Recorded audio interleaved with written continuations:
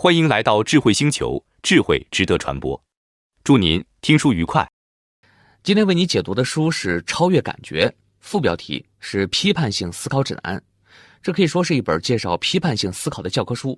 这本书的中文版大约28万字，我会用大约22分钟来为你解读这本书的精髓，如何避开思考时容易犯的错误，来修炼批判思维。很多人呢都有这样的经历，一到双11这样的购物节啊，就到处都是打折降价的广告，忍不住呢就下单买了一堆可能用不着的东西。你比如说家里囤了一堆卫生纸、洗衣液，结果1年用不完，有的过期了还得扔，实际上是并没有占到多大便宜。这种被广告所诱惑跟着感觉走的经历啊，相信很多人都有过。《超越感觉》这本书里就说，人们呢总是过于强调感觉，过于强调主观性，相反却忽视了思考。许多人在大多数时间里根本就不思考。那我们知道，感觉是一种主观反应，包括情感、情绪和欲望。感觉是自发生成的，不是有意识的。你比如说，你在被羞辱的时候会感觉到愤怒，在受到威胁的时候呢，感觉到恐惧，在看到一幅饥饿儿童图片的时候感到同情怜悯，这些都是自发的本能的反应，并不是有意识的精神活动。我们的感觉有些是积极的高尚的，有些却是消极的，甚至是恶意的。咱们举个例子，在06年世界杯决赛里面，法国著名球员齐达内在几亿人的注视下用头顶撞一名意大利球员，不光呢他本人被判罚离场，法国也因此输掉了比赛，对吧？那齐达内当时用头顶撞人的行为，就是在一种恶意的感觉操纵下实施的非常不明智的行为。可见啊，跟着感觉走的经历啊并不靠谱。感觉呢总是无意识的，容易让人产生不明智的行为。那《超越感觉》这本书就告诉我们，相比感觉，我们更需要批判性思考。那究竟什么是批判性思考呢？就是一种探究式、寻找答案式的思考方式。进行批判性思考的过程，其实就是不断地提出探索性的问题，检验各种观点和论据，最后做出决定的过程。那这本书呢，还告诉我们，我们的感觉需要检验，而思考就是检验感觉最合理和最可靠的方法。这本书的作者文森特·鲁吉罗是美国纽约州立大学的一位荣退教授，也就是退休的荣誉教授。鲁吉罗在大学里从事思维教学工作几十年，写了关于批判性思考的教科书，还促进了思维课程标准的确立。《超越感觉》这本书啊，最早是在1975年出版的，至今已经是第9版了，40多年来一直畅销，非常受欢迎。那介绍完这本书和作者的基本情况，我们就来说一说这本书的详细内容。这条音频重点要讲2个部分内容，一部分呢是我们很多人在思考过程中容易犯的错误，书里把它们归纳成了30多种，比如说凡是以我为中心，比如攻击批评者，再比如无根据的假定。另一部分是对策，我们怎么做才能避免犯这些错误，找到批判思考的正确姿势。下面呢，我们就来看看第一部分内容，思考过程中容易犯的错误。书里讲了30多种错误，我们精选了3种比较重要也比较普遍的错误来详细说一说。先说第一种，凡是以我为中心的思维倾向。我们每个人的思维都会受到自己的成长经历、社会环境、教育背景等等的影响，有些是植根于我们人性里面的，比如说很多人都会觉得凡是我的东西都更好。你好像1年级的小学生会对他的同班同学说啊，我爸爸比你爸爸高，我的鞋更新，我的车比你的快。等他们长大了呢，也许就会说我的房子更贵，我老婆更漂亮等等。实际上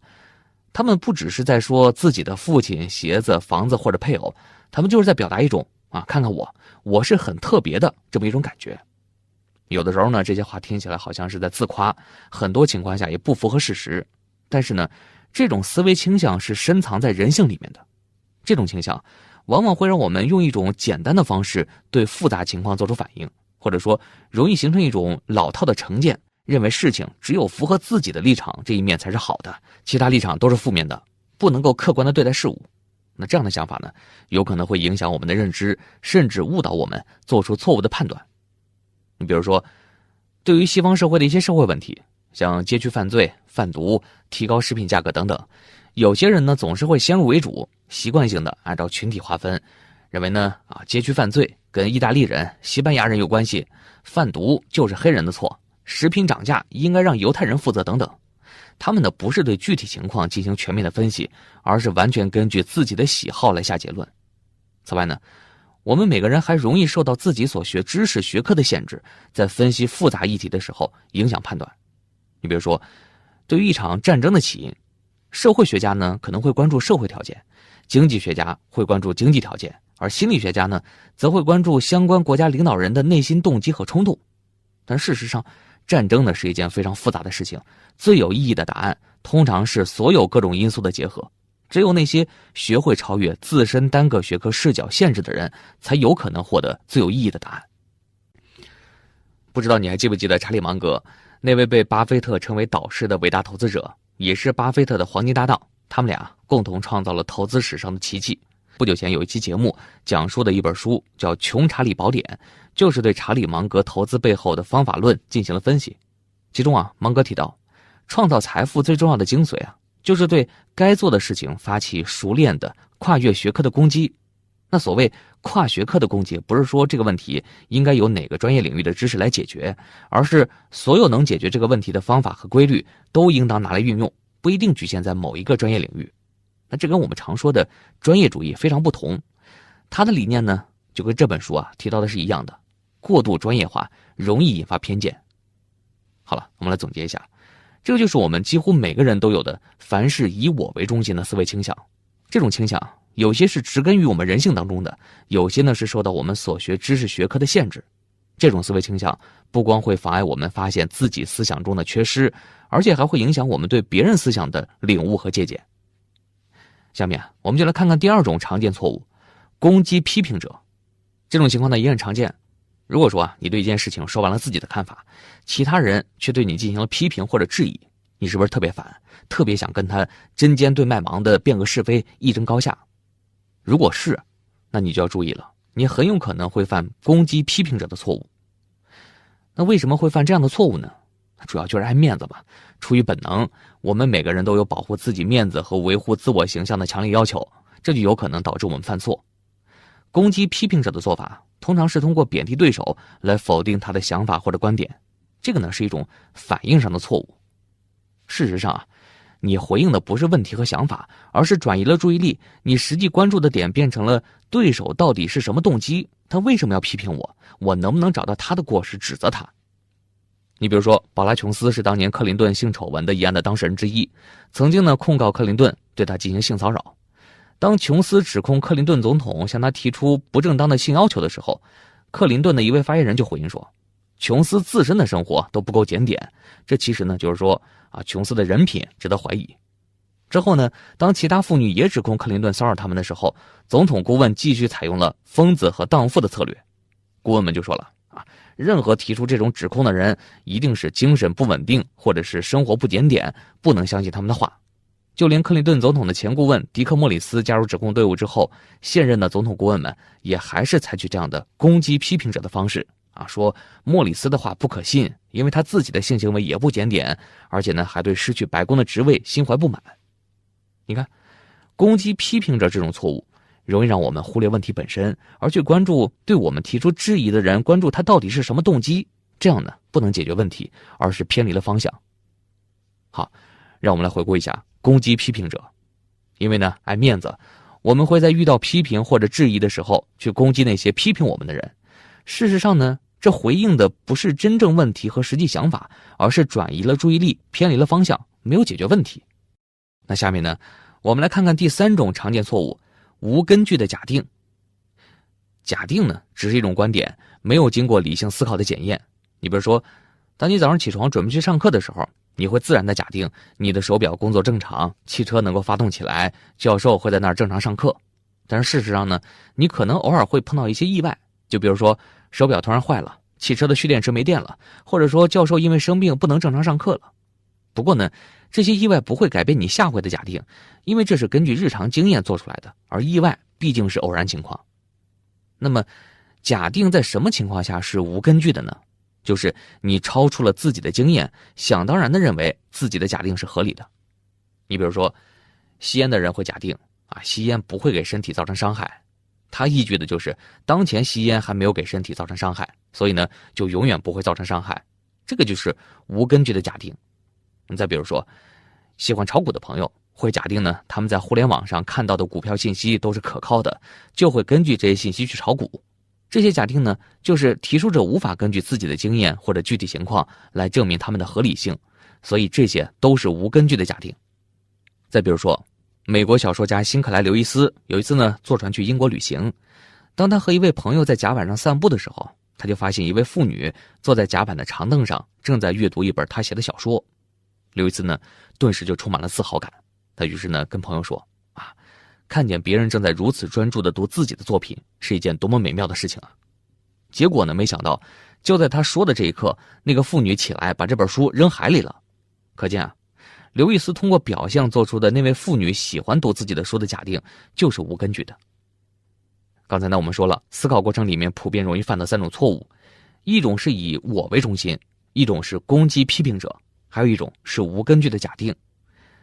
除了这3种书里面还提到了另外一些错误，就好像什么盲目遵从、双重标准、过度简单化、自相矛盾等等篇幅有限，咱们就不一一列举了。这些错误可能会单独出现，也可能组团发生。那咱们举个例子来说说错误怎么组团发生。犹太人史蒂芬是一名大一的学生，爱睡懒觉。他发现一周呢有3天的英语课是在早上8点开始上课的，这个呢让他很心烦。第一次上这个课的时候呢，他无意间就发现英语老师的名字里有斯坦，这是一个非常常见的犹太人的姓他就想当然觉得老师会帮助自己，所以呢英语课下课以后，他就找各种借口留下来跟这个斯坦先生说话，博得好感。而且呢在头2次的作文里面，史蒂芬还专门强调自己是犹太人，想让斯坦先生加深对他的印象。等他觉得好像斯坦先生已经认识并且理解他了，就开始逃课，也不交作业。结果呢等期末他的英语得了一个 F， 不及格。史蒂芬第一反应就是肯定不相信冲到斯坦先生那去理论。但是斯坦先生说，我在第1节课就说得很清楚，只有来上课和按要求完成作业的学生才能指望通过本课程。我对这个成绩感到很遗憾，但是这个是你应得的。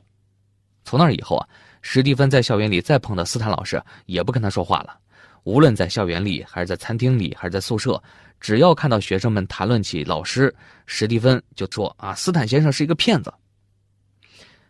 在这个案例里面史蒂芬至少犯了3个错误，咱们具体来一一分析。第一个错误呢就是无根据的假定错误。他会先入为主的认为只要名字里面有斯坦就应该是犹太人，但实际上呢很多人都姓斯坦却并不是犹太人，所以说史蒂芬的假定是无根据的。第2个错误就是凡是以我为中心的思维倾向。史蒂芬呢就假定斯坦老师跟自己一样是犹太人，对自己的种族有一种天然的认可，认为犹太人相比于其他民族更抱团，更注重彼此帮扶，这就犯了以我为中心的错误。第3个错误呢就是攻击批评者的错误。当看到这个英语课成绩不及格的时候，史蒂芬不是承认自己学习不用功，而是认为斯坦先生是故意的，而且还通过攻击斯坦先生来保全自己的面子。现实当中发生错误的组合有可能数不胜数，错误的组合对批判性思维形成的障碍比任何一个单独错误都要大很多。因此了解我们经常容易犯的错误，就可以尽量避免这些错误，特别是避免这些错误组合的发生。前面我们说的是思考过程里面常见的几种错误，下面我们就来具体说一说对策，怎么才能避免犯这些错误，找到一些正确思考的路径呢？书里说我们可以遵循6种策略来训练批判性思维。首先，知道你自己。越了解自己的优点和缺点，就越能运用思考的技巧。我们呢可以列一张关于自己的问题清单，比方说，我是寡言的还是健谈的？一般是乐观的还是悲观的？我对别人是不是诚实？究竟是哪些因素塑造了我的个性等等？然后呢，诚实的回答清单里面的所有问题，既要承认有关于自己好的事实，也要承认不好的事实。然后呢，反思自己的答案，注意特别容易出错的方面。在解决问题的时候，需要预测哪些因素有可能破坏自己的思考，然后有意识地抵制他们的影响。你比如说，针对凡是以我为中心的思维倾向，那我们就要意识到这种思维的局限性，并且始终保持警惕。遇到问题的时候呢，恰当的回应，强迫自己以公平的头脑去考虑问题，有目的的训练自己的思维，尽量多接触不熟悉的事物。这么做呢，会让我们在很大程度上更加客观、更加理性。改进自己的思维需要长时间的努力，这项挑战肯定是艰巨的。其次啊，敏锐的观察。那观察什么呢？你可以观察别人说话。通常情况下，人们说什么以及他们说话的方式，可能会透露出他们的潜台词。通过观察他人说话的表情、语言、动作、声音，你可以判定对方所说的内容是赞同的还是反对的。他们在哪些方面比较敏感，在哪些方面的理解显得薄弱，用什么样的方式跟他们沟通会有效。如果说啊，一个人说话的时候不停地看手表，或者烦躁不安地玩自己身上的一个配件，或者说试图把注意力转向话题之外的其他事情，那这些方式呢，就传递了一个信息，他希望改变谈话的主题，或者说他根本就不想和你继续交流下去了。那通过这些细节的观察，你就可以进行反思，从而做出准确的判断。第三，选择一个议题。那这里说的议题啊，就是人们容易产生分歧的任何问题。如果说一个议题有5个或者10个重要方面，那就只考虑其中的1个或者2个方面，然后用足够的时间和篇幅来分析，练习自己的深度思维。比如说让你写一场战争，肯定呢会有很多头绪，你写几百字几千字肯定也写不完。但是呢，如果说你可以从中选择一个点，就像为什么一个密码箱会引起一场战争，从这个点切入，你就可能写得比较深入了。第4个，进行探究，就是寻求问题的答案，通过研究问题和收集信息来帮助我们得出结论。探究主要有2个层面，探究事实和探究观点。你比如说，美国的哪个收入群体受到当前联邦税法最不公平的对待？对于这个具体问题，我们就需要考察税法的规定，这个呢就叫探究事实。同时呢，我们还得需要请教税务专家，这个收入群体为什么会受到不公平的对待？怎么做才能改善这种情况？那这个呢，就是探究有见识的观点了。第5个，形成判断。判断呢，就是考察证据，仔细推理，得出结论，这个就是思考的结果。要想得出科学的判断，那就需要对已经获得的证据进行评价，哪些是合理的，哪些是没有用处的。如果说2个证据冲突了，该怎么取舍等等。第6呢，就是说服他人。等到你形成判断之后，就可以有效地表达观点，让那些对这个议题没有立场的人愿意同意你的看法，让那些不同意你的人也可以重新考虑他们自己的观点。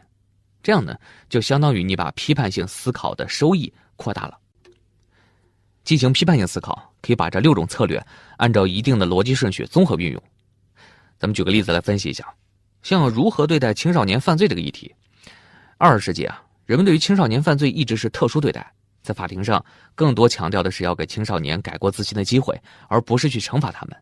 所以说，对青少年的指控也跟成年人是不一样的。例如说，如果说青少年攻击别人，往往是指控青少年过失，而不是故意攻击或者谋杀。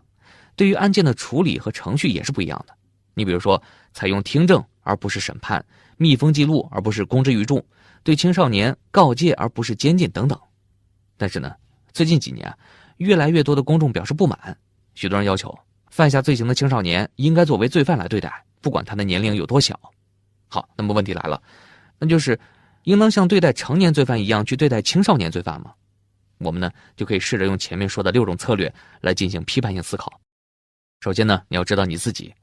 看看你一般是乐观的还是悲观的，对待这个议题是什么样的观点，有哪些有力的证据等等。反正啊，不管你支持哪个观点，你都需要全面了解这2种观点的相关信息，然后进行敏锐的观察。观察呢不同观点的人表现出来的态度、观点和提出来的证据。我们需要尽量关注细节，找到各种内容之间的差距。你比如说，观察一些被指控的青少年在法庭上的反应，看看他们实施犯罪究竟是一时冲动，是被人教唆，还是精心谋划的，他们是不是对自己的错误有了深刻的认识，并且决定反省。那通过观察呢，你可能积累了大量的素材。那接下来呢，可以选择1-2个议题进行积极的探究。是不是应该像对待成年罪犯一样去对待青少年罪犯？这个议题呢太大了，会涉及方方面面的内容。你比如说，青少年犯罪的原因、承担责任的年龄、青少年和成年人的异同、公布青少年犯罪会有哪些影响、监禁青少年会有哪些影响，还有犯罪的差别是不是惯犯，以及是不是要被关进和成年人同样的监狱等等。对于这么多内容啊，我们需要进行选择，就其中的1-2个主要议题来进行重点深入思考。你比如说，我们就来探究青少年犯罪的原因以及承担责任的年龄。通过敏锐的观察和积极的探究，我们知道呢，造成青少年犯罪的原因有很多，涉及政治、经济、文化、法治、教育、道德多个领域，也涉及到家庭、学校和社会众多方面。有青少年自身心理、性格各方面的主观原因，也有各种复杂的客观原因，比如说家庭教育和学校教育不够，社会环境的负面影响，自身认知能力不足等等。关于承担责任的年龄，我们可以探究。如果青少年的年龄很小，还不明白自己行为的道德和法律性质，就让他们对自己的行为承担责任，这是公平的、合理的吗？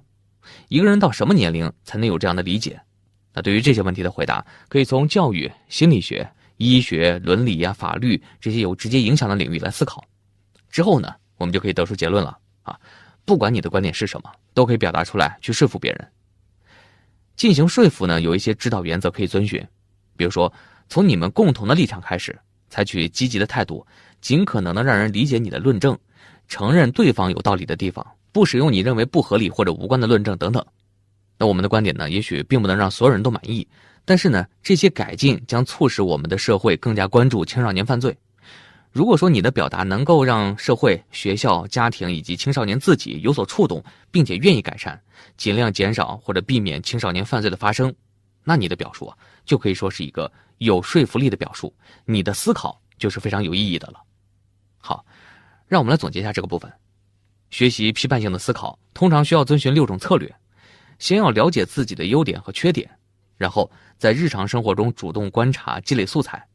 之后呢，选择一个会产生分歧的议题，练习深入分析，然后探究原因，形成自己的判断，然后呢，再说出你的观点，尝试说服别人，把批判性思考的收益最大化。好了，说到这儿呢，今天的内容呢就聊得差不多了。下面我们来简单总结一下。